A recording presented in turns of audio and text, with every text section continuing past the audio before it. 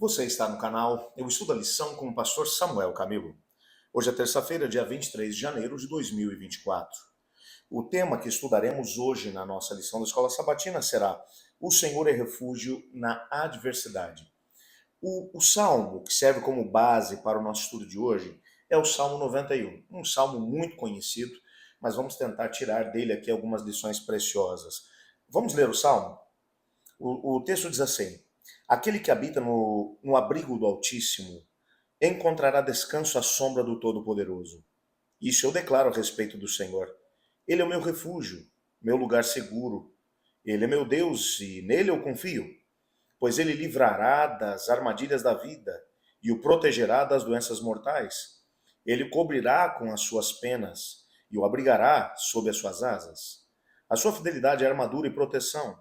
Não tenha medo dos terrores da noite, nem da flecha que voa durante o dia.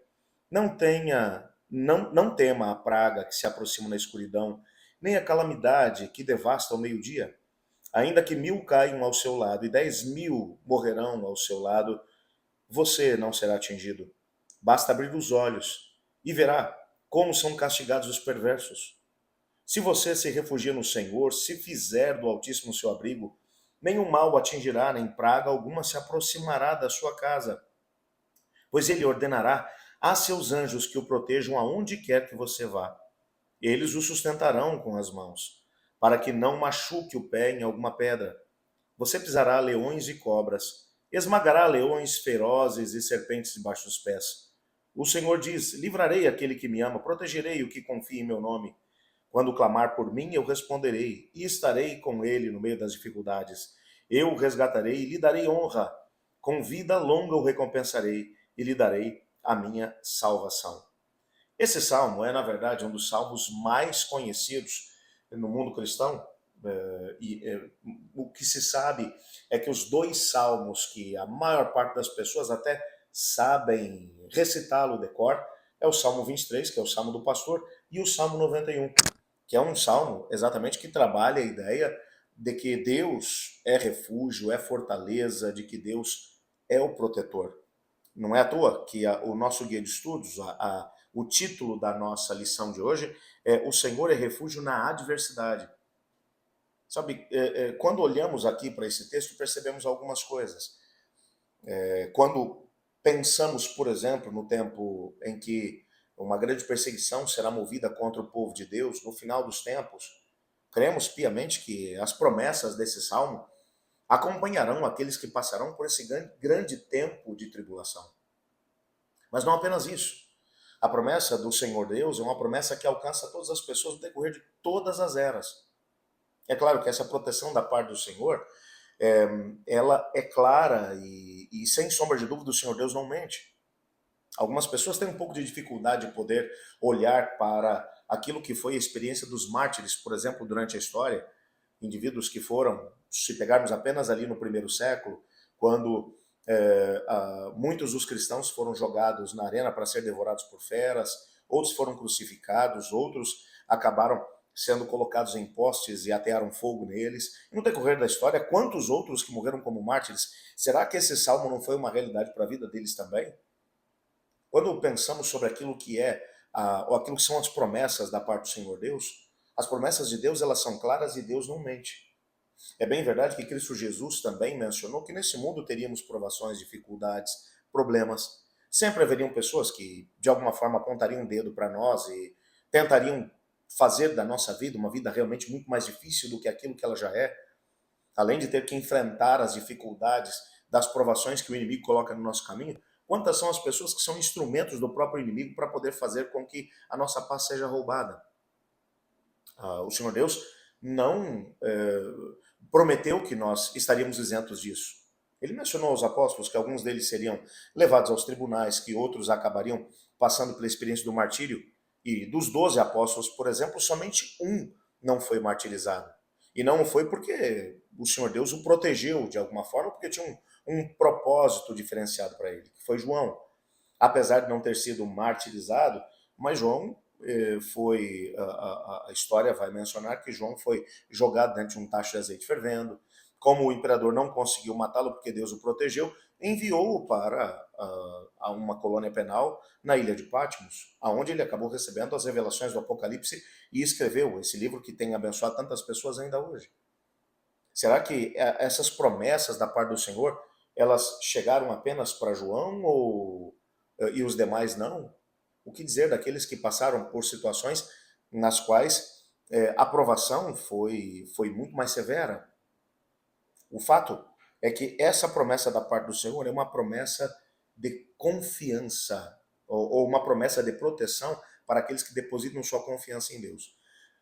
E essa palavra, a palavra confiança, ela é chave para podermos entender aqui esse contexto.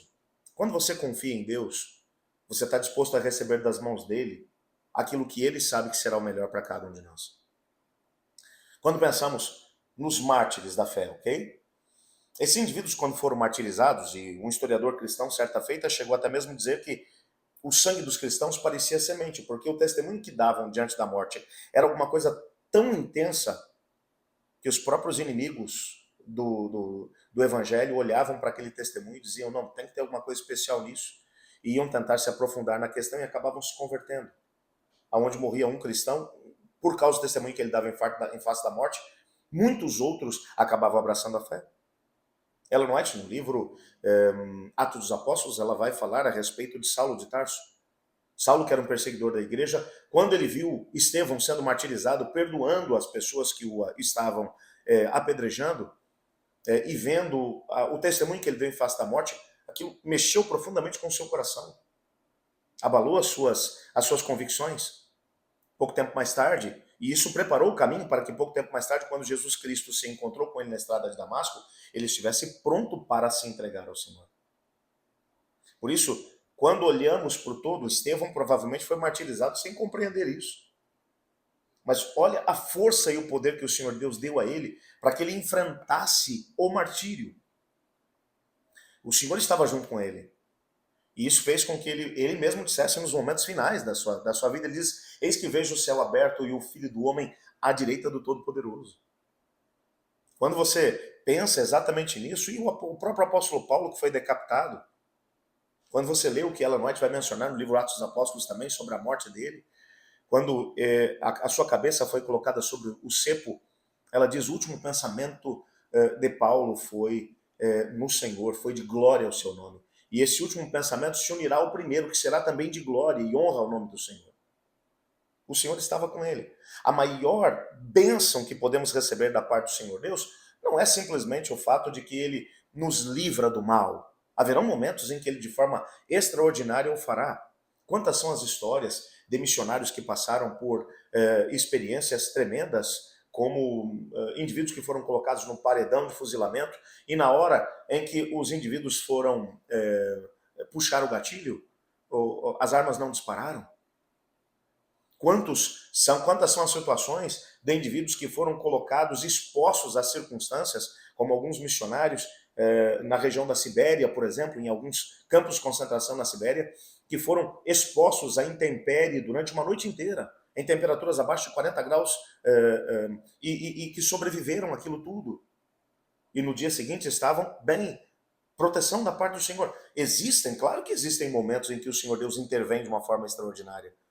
Mas existem muitos outros momentos em que essa intervenção ela não acontece. Mas isso não faz com que a bênção, a promessa do Senhor de que Ele estará conosco e de que a sua proteção estará ao nosso lado, de que ela seja diferente.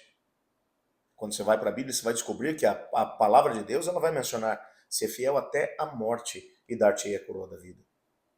O que mais me preocupa é que algumas pessoas fazem com que, permitem que a sua fé seja estabelecida tendo como base aquilo que é a experiência dos outros. Ah, eu estou sendo perseguido, Deus não fez nada, eu agora não quero mais saber de Deus. Ah, Deus não impediu que o mal viesse sobre mim, eu não quero mais saber dele. Não, a bênção de Deus, a maior bênção de Deus é estar junto conosco. Uma das imagens que aparece no Salmo 91 é que nós estaremos à sombra do Todo-Poderoso, embaixo das suas asas estaremos seguros. A maior segurança que nós podemos ter é a segurança de ter a nossa vida nas mãos do Senhor.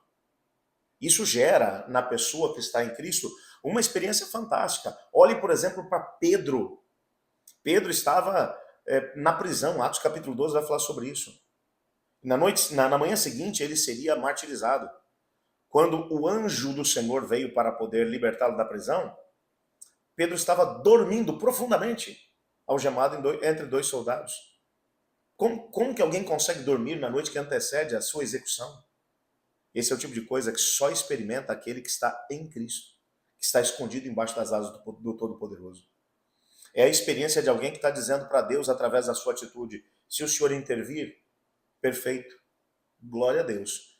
Se o Senhor não intervir, a certeza de que eu estou em Cristo, para mim já basta. É essa proteção, é esse cuidado que nós podemos ter a certeza de que estará e que está à nossa disposição o tempo todo. É a presença do Senhor. Todas as imagens que são aqui apresentadas no Salmo 91 são imagens de alguém que está em Cristo, de alguém que está em Deus, que está escondido em Deus, alguém que está andando com Ele, alguém que tem um relacionamento com Ele. Eu repito o conceito.